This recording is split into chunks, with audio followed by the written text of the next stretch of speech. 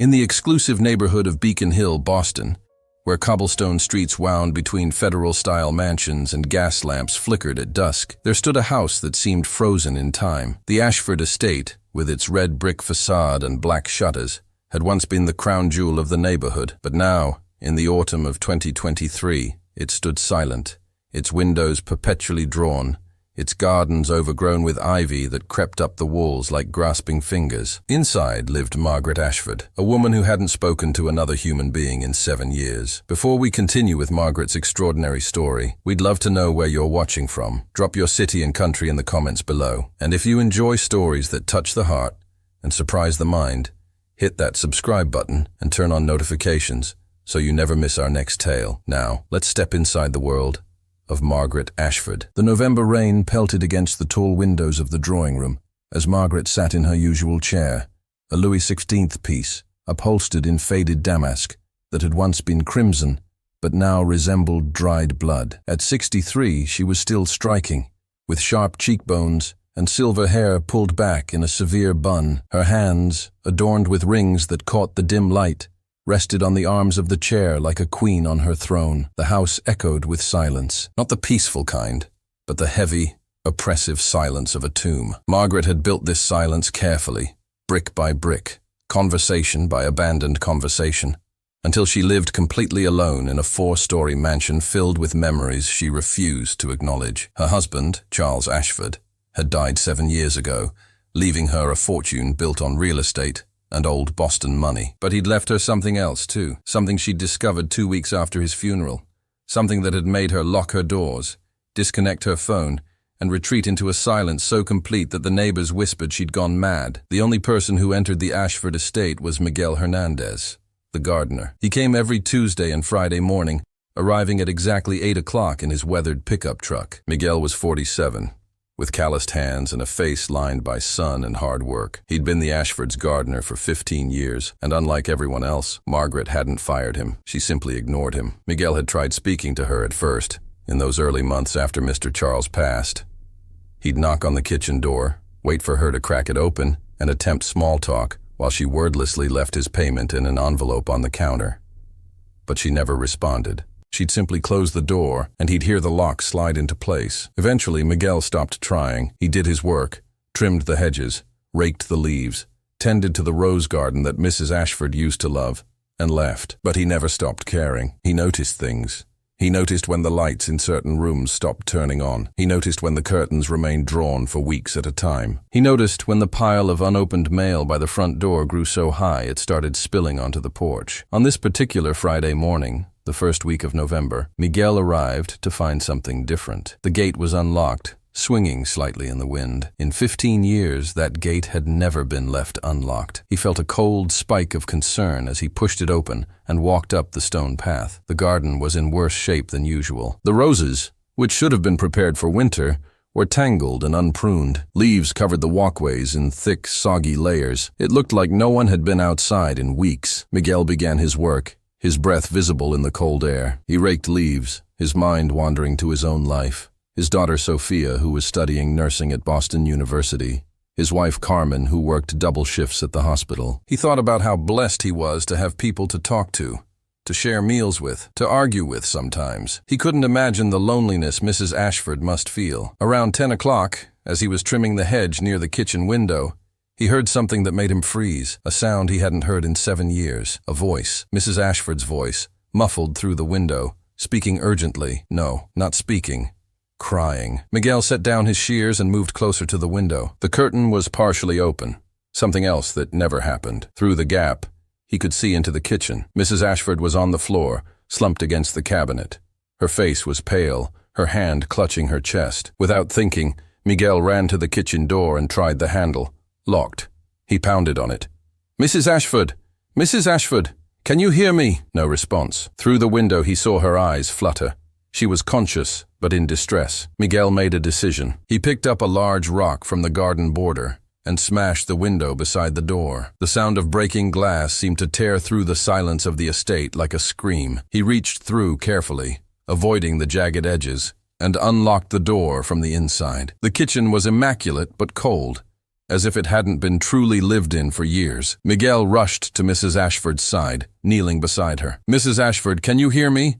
I'm calling an ambulance." He pulled out his phone, but her hand shot out and grabbed his wrist with surprising strength. Her eyes opened fully, and for the first time in 7 years, she looked directly at him. "No," she whispered, her voice hoarse from disuse. "No ambulance, ma'am. You need help. You could be having a heart attack." "I'm not," she said, her breathing gradually steadying. It's a panic attack. I get them. I have medication upstairs." Miguel hesitated, torn between respecting her wishes and doing what he thought was right.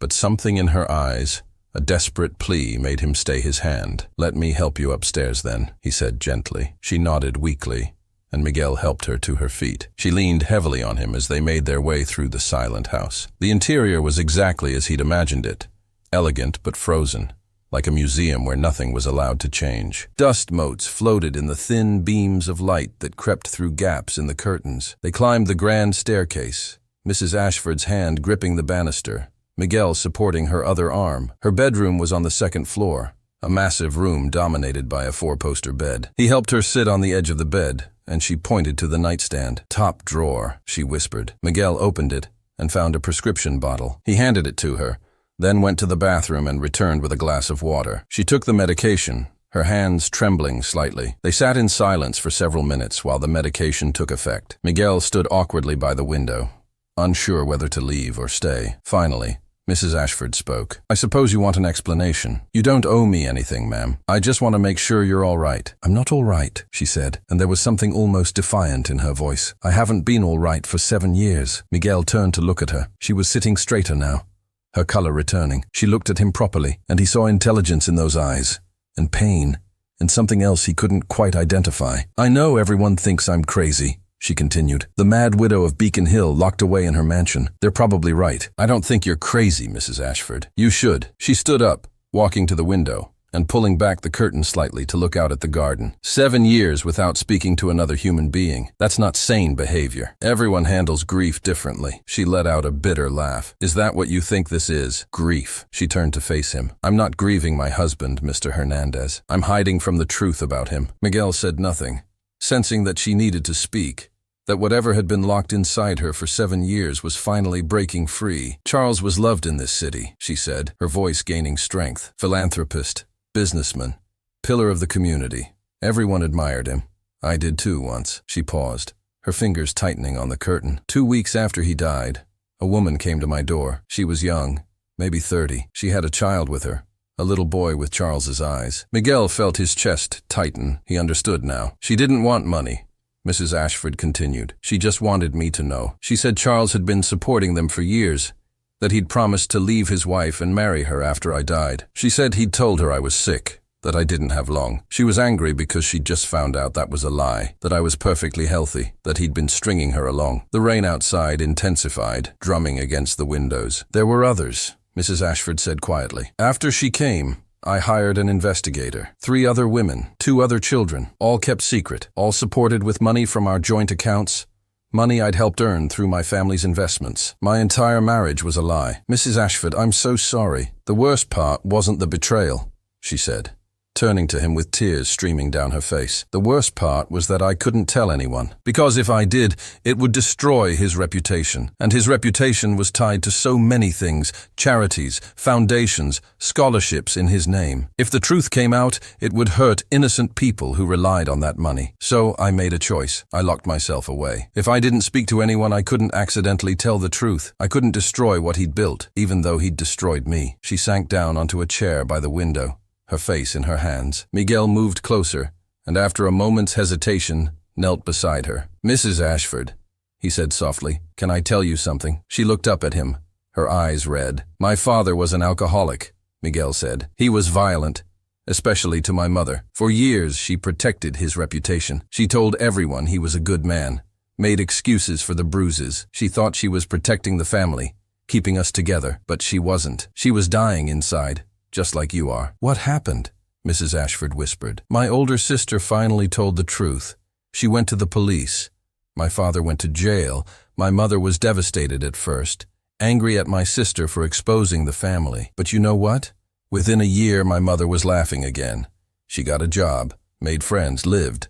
The truth set her free. But your father's reputation, he didn't deserve a good reputation, Miguel said firmly. And neither does your husband. The people who rely on his charities, they won't stop needing help if the truth comes out. Good people will still do good work. But you, Mrs. Ashford, you're sacrificing your life for a dead man's lie. Is that really what he deserves? Mrs. Ashford stared at him for a long moment. Then fresh tears began to fall. But these were different. Not tears of trapped anguish, but of release. I don't know how to start over, she said. I don't even know who I am anymore without this secret. You start small, Miguel said.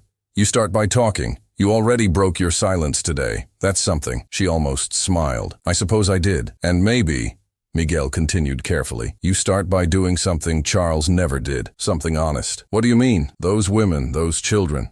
They were victims too. They believed his lies. Maybe there's a way to help them without destroying the good work that's being done. Maybe there's a way to be honest and kind at the same time. Mrs. Ashford sat up straighter, and Miguel saw something shift in her expression. Purpose, perhaps, or the first glimmer of hope. Over the next few weeks, something remarkable happened at the Ashford Estate. The curtains began to open. The lights came on in rooms that had been dark for years, and Mrs. Ashford started talking again. It began small. She called her lawyer, a man named Robert Chen, who'd been handling her affairs remotely for years. He nearly fell out of his chair when she called him directly. Robert, she said, her voice still a bit rough but growing stronger. I need your help with something important. She told him everything, about Charles's affairs, the children, the lies, and then she told him her plan. I want to set up a trust, she said, for the children, for their education, their future, but I want to do it quietly, without fanfare. Can that be done? Robert was quiet for a moment. It can, but Margaret, are you sure about this? More sure than I've been about anything in 7 years. The trust was established. Each of Charles's children would receive enough to ensure their education and a solid start in life, paid out through a foundation that gave no hint of its origin. Mrs. Ashford met with each of the women privately, in quiet coffee shops and parks, away from prying eyes. She didn't apologize for Charles.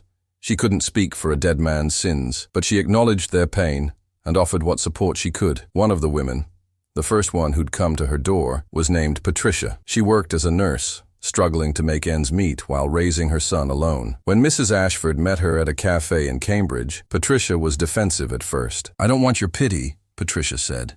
It's not pity, Mrs. Ashford replied. It's solidarity. We were both lied to. We both loved a man who didn't exist. That broke something in Patricia. The two women talked for 3 hours, crying and sometimes even laughing at the absurdity of it all.